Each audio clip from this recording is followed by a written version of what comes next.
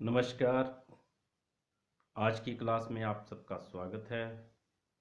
अभी तक हमने आय का चक्रीय प्रवाह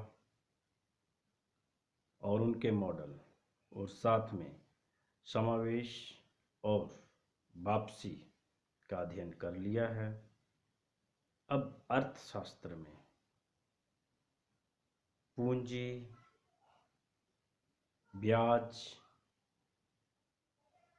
आय, बचत, निवेश, आयात, निर्यात संबंधी धारणाओं का बहुत अधिक प्रयोग होता है और इन धारणाओं का या तो स्टोक पहलू होता है या तो प्रवाह होता है पहलू। तो हम आज स्टोक और प्रवाह का विस्तृत रूप से अध्ययन करेंगे। तो पहले stock the quantity which is measured at certain point of time. Stock से हमारा अभिप्राय उस मात्रा से होता है जो निश्चित बिंदु समय के एक निश्चित बिंदु पर मापी जाती है eight certain point of time, जैसे कि इसमें लिखा भी है eight certain point of time. For example, उदाहरण के तौर पर, जैसे आज 29 अप्रैल 2020 है और आपके अकाउंट में 20,000 रुपये हैं, तो इसको स्टॉक कहेंगे। इसी तरह से वेल्थ, धन को भी स्टॉक कहा जाता है।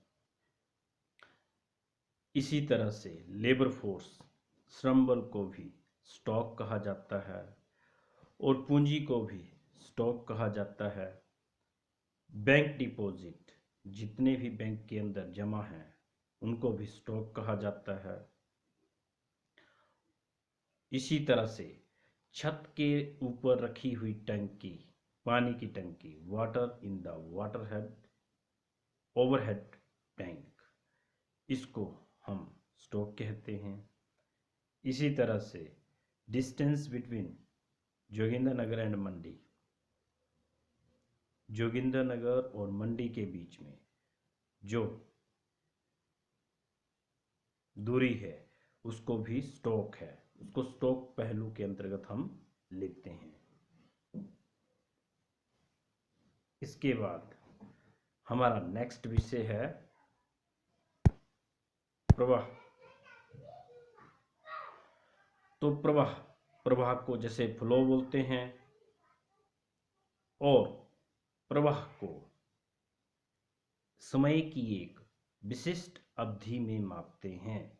जैसे कि मैंने यहाँ लिखा भी है, the quantity which is measured at specific period of time. जो स्पेसिफिक पीरियड ऑफ टाइम की बात करेंगे जिसमें हम तो उसको फ्लो कहते हैं, प्रवाह कहते हैं। एग्जाम्पल के तौर पर, अगर कोई बच्चा, जैसे कि मान लो कि 10th क्लास में कोई बच्चा है और वो उसका जेब खर्च 1 अप्रैल से 29 अप्रैल 2020 के खर्चे की हम बात करते हैं, तो यह अर्थशास्त्र में प्रवाह पहलू है, इसको प्रवाह मानेंगे। अब प्रवाह के अंतर्गत आय को हम प्रवाह कहते हैं। एक्सपेंडिचर ऑफ मनी, मुद्रा पर व्यय को प्रवाह कहते हैं। कैपिटल फॉर्मेशन, पूंजी निर्माण को भी प्रवाह कहते हैं। Change in the supply of money in a country, मुद्रा की पूर्ति में परिवर्तन किसी भी देश में, उसको भी प्रवाह कहते हैं। इंटरेस्ट ऑन कैपिटल, पूंजी पर ब्याज को भी प्रवाह कहते हैं। इसी तरह से leakage of water from the overhead tank, जो छत के ऊपर रखी हुई टंकी में अगर लीकेज हो रही है तो उसको प्रवाह कहते हैं। इसी तरह से speed of car from Jogindernagar to Mandi, हम अगर कार की स्पीड को जोगिंदरनगर से मंडी के बीच में उसकी स्पीड को देखेंगे तो यह भी अर्थशास्त्र का प्रवाह पहलू है। तो ये आया स्टॉक और प्रवाह। इसके बाद अगला हमारा है कि स्टॉक और प्रवाह में क्या अंतर है और क्या संबंध है। तो पहला है जैसे स्टॉक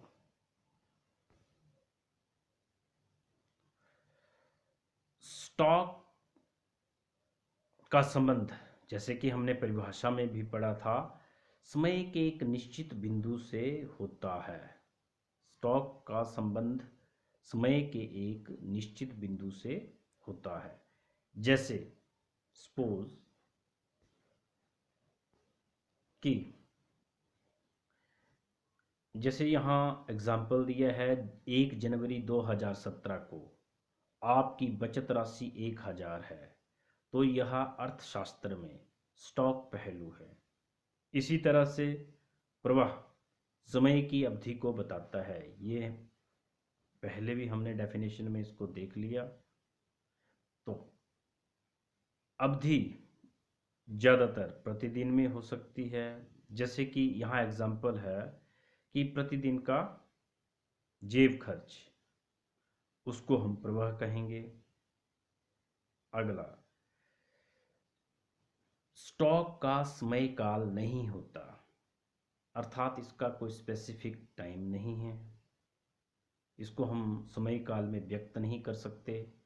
इसके विपरीत प्रवाह का समय काल होता है, जैसे प्रति घंटा, प्रति माह, प्रति वर्ष, आवर में माप सकते हैं, पर मंथ माप सकते हैं, ईयर में माप सकते हैं।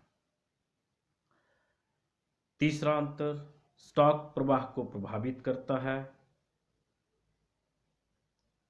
अर्थात स्टॉक जितना अधिक होगा पूंजी का, उतना ही अधिक वस्तुओं और सेवाओं का प्रवाह होगा।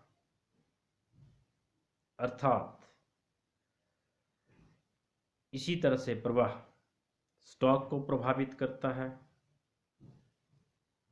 उदाहरण यहाँ भी दिया है, यदि मुद्रा की पूर्ति में मासिक वृद्धि अधिक है तो मुद्रा की मात्रा में वृद्धि होगी। इसी तरह से चौथा अंतर, अर्थशास्त्र की कुछ अवधारणाओं का कोई स्टॉक पहलू नहीं होता है, जैसे निर्यात और आयात, ये ना तो स्टॉक में शामिल किए जाते हैं ना प्रवाह में। चौथा, आयात तथा निर्यात का केवल प्रवाह की अवधारणा में इसका प्रयोग किया जाता है, इसको हम प्रवाह में शामिल करते हैं। इस अंतर के साथ साथ अब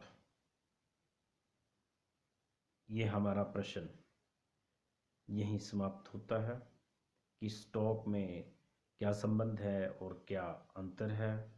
जैसे कि मैंने पहले बता दिया कि स्टॉक का संबंध समय के एक निश्चित बिंदु से होता है, जबकि प्रवाह का संबंध समय की अवधि से होता है। जब हम बिंदु में किसी चीज़ को मापेंगे तो उसको स्टॉक कहेंगे, और जब हम अवधि में मापेंगे तो उसको प्रवाह कहेंगे।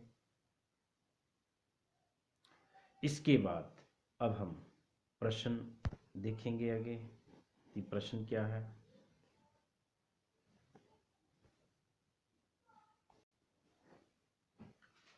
अब जैसे स्टॉक और प्रवाह का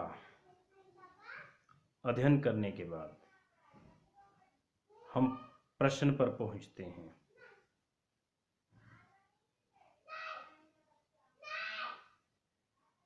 जैसे कि यहाँ प्रश्न दिए हैं, नंबर 1 है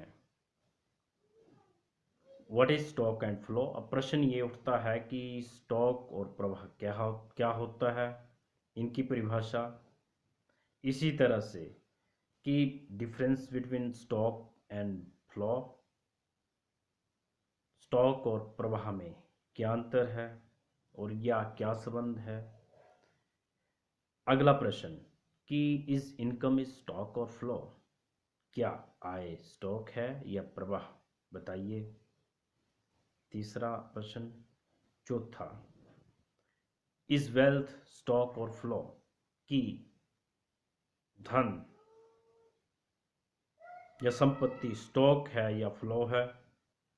इसी तरह से प्रश्न नंबर 5 कि Shivam has 2000 rupees in his bank account on date 5th April 2020, is it stock और फ्लो, क्या ये स्टॉक है या प्रवाह है। शिवम के पास 2000 रुपये 5 अप्रैल 2020 को उसके बैंक अकाउंट में हैं, इसको हम स्टॉक कहेंगे या प्रवाह कहेंगे। तो इन प्रश्नों को आप लोगों ने करना है।